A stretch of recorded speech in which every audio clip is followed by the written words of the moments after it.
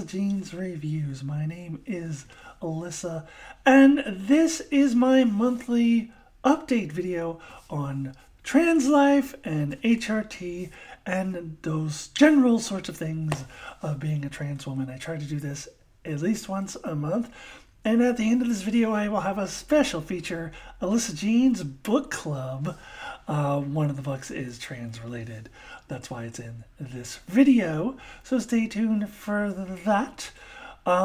So I want to start off though with an HRT update, as I have been mentioning before on my channel that I was going to get my blood drawn in December to see what my estrogen level was at, and based on that perhaps switch to estradiol by injection, and that is indeed the direction that I ended up going in.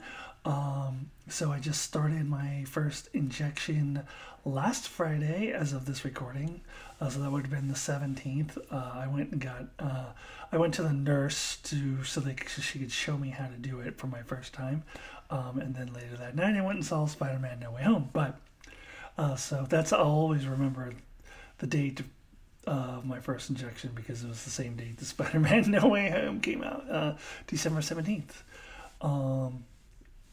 So it's really interesting that I don't know, when was that? August? My first HRT video, I was like, injections, I don't really need them, I'm fine, I just do it sublingual, it's always worked for me. But how quickly things can change in about 4 months. My main motivation for doing this, in case you haven't watched my previous videos, is breast development. It's very important for my dysphoria. It's the area of my body where I've been most dysphoric, so that's like the number one thing for me, and I really would rather have it occur naturally with the hormones, rather than breast enhancement surgery. I would rather not do that if I don't have to, but if I have to resort to that, I will.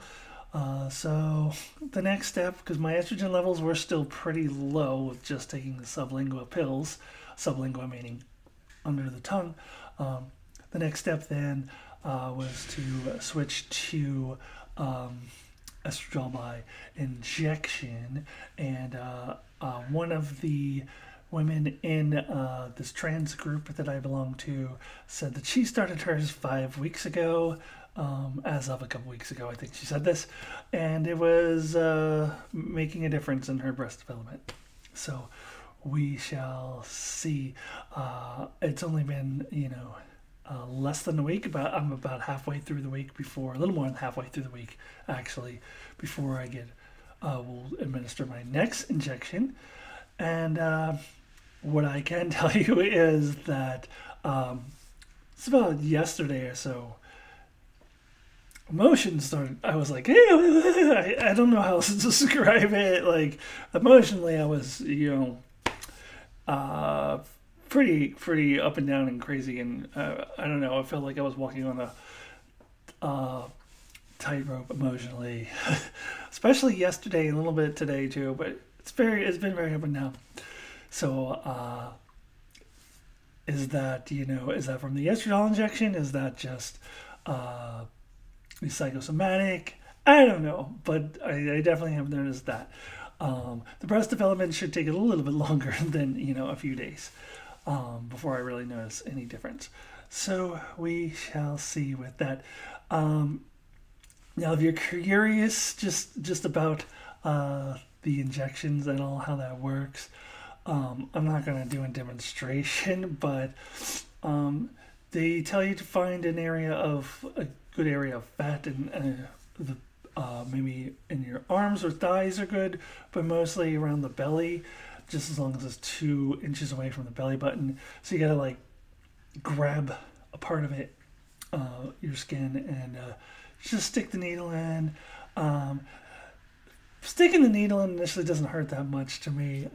Where I had difficulty on my first time was that the estradiol the serum is very thick, So like just pushing hard enough to get it all in.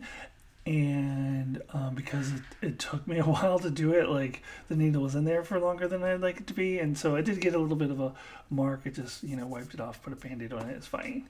But hopefully I can get better at getting it in there quicker, because it was very thick, so it was very hard to push in. But other than that, it's not a big deal. I've never been one who's been like super afraid of needles. Maybe when I was a little kid, but not in my adulthood. So we'll see how that does me. Maybe I will give another update in January on that.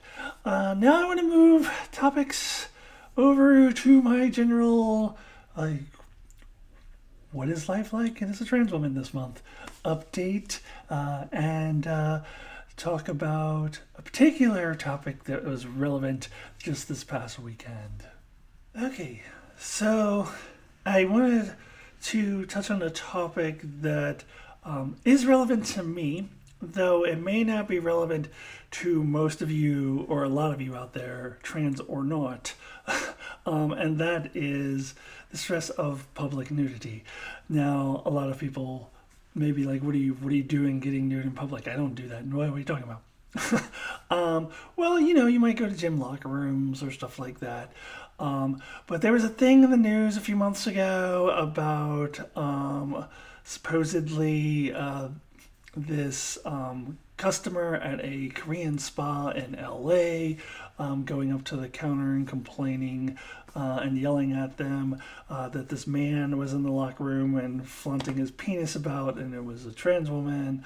And there was also some talk about whether that was made up, whether that really happened. I think it turned out it actually was a person, a trans woman who was just in there. I don't know whatever became of it, to be honest. I remember there was a lot of protests and things like that on both sides of the issue outside of that spa. But anyway, things like that get me thinking about I don't want to be seen publicly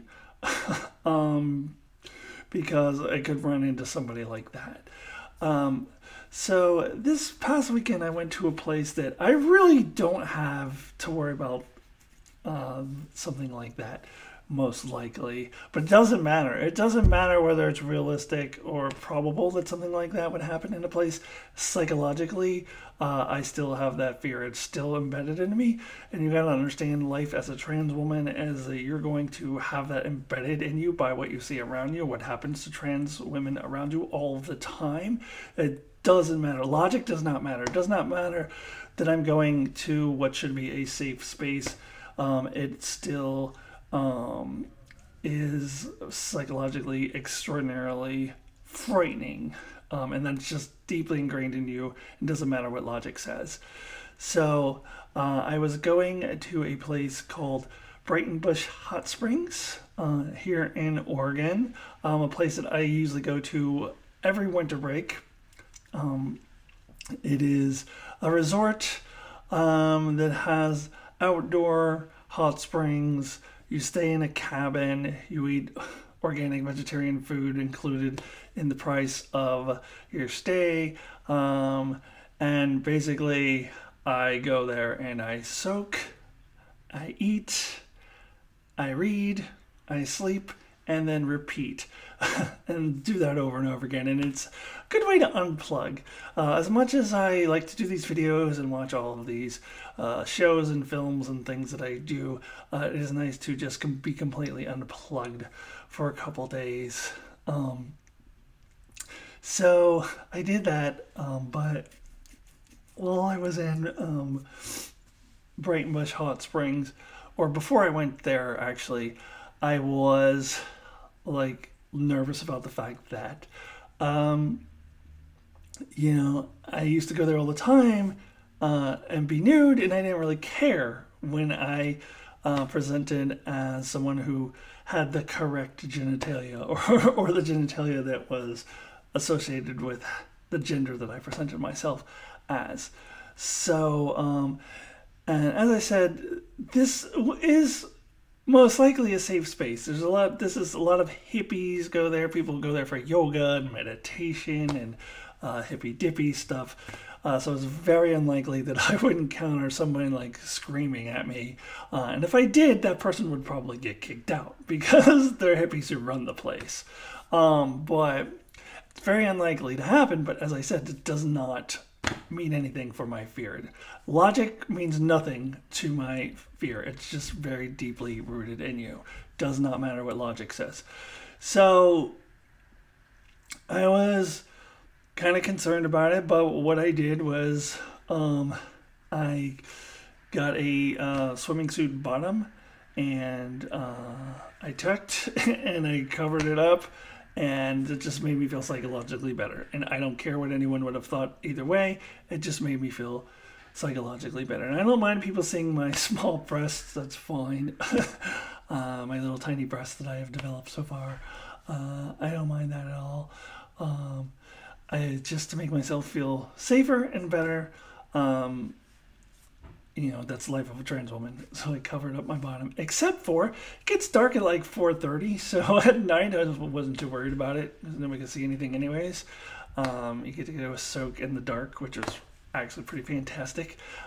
So wasn't worried about it at night, really only in the daytime.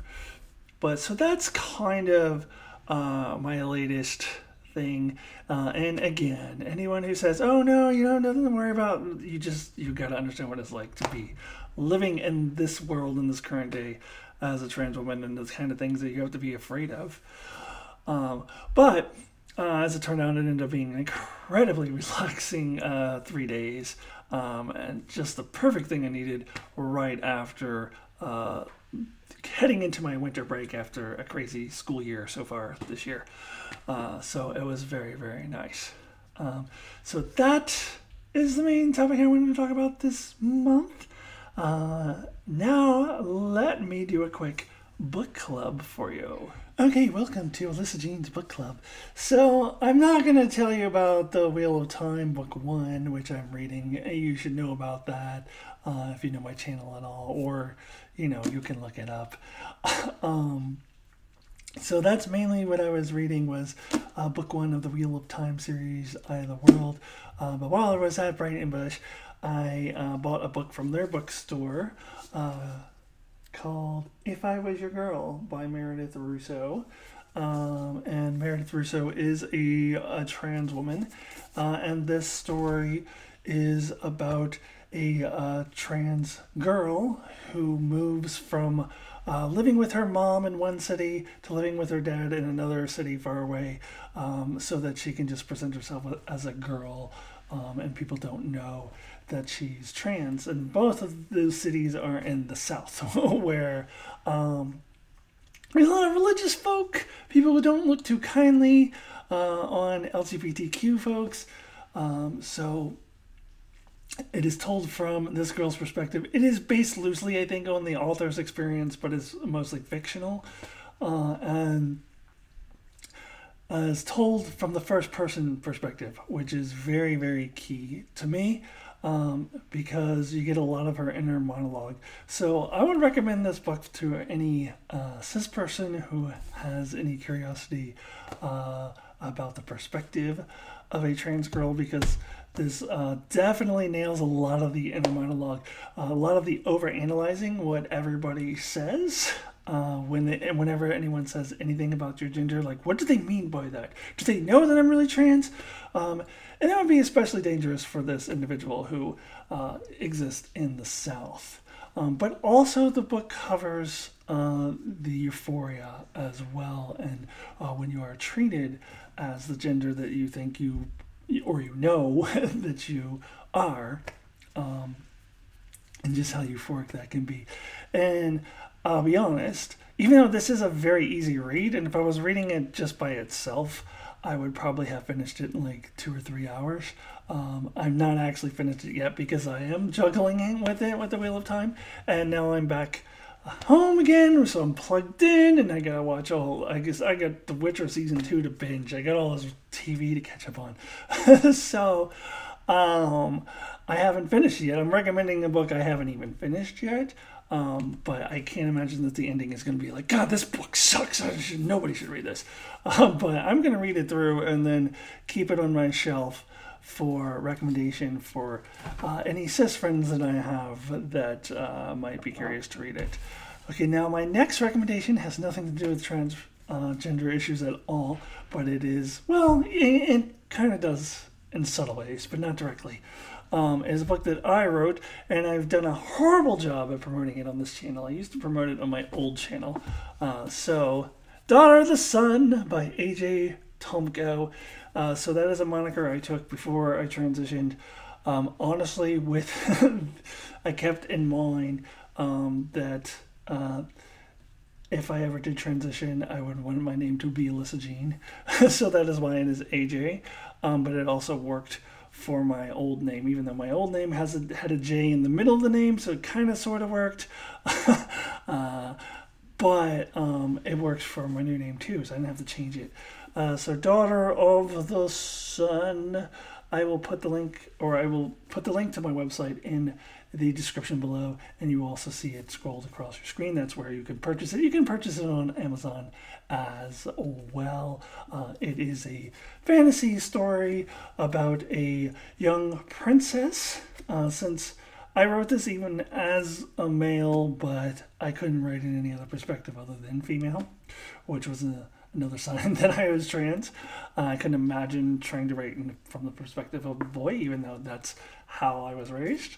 But it's about a young princess who is trying to find her way through the world when everyone thinks that she's dead and she's no longer a princess, and how her interacting with the peasants, and then kind of discovering a brand new identity as well, something that's been secretly hidden, something from a past life. And it's interesting that this book was actually very strongly influenced by my first reading of the Wheel of Time series a very long time ago, because it also deals with the themes of being reborn into a new life. But I was talking to a friend of mine who read my book recently, because the only people who have read my book basically are friends. And she was telling me about how it's interesting about all the themes of identity in this book, now knowing that I am trans, which were totally subconscious. I was not something I was consciously thinking about. But anyway, Daughter of the Sun, A.J. Tomko.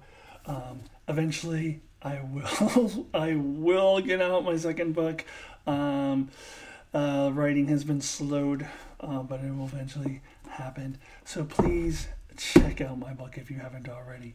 And also, I recommend this one as well.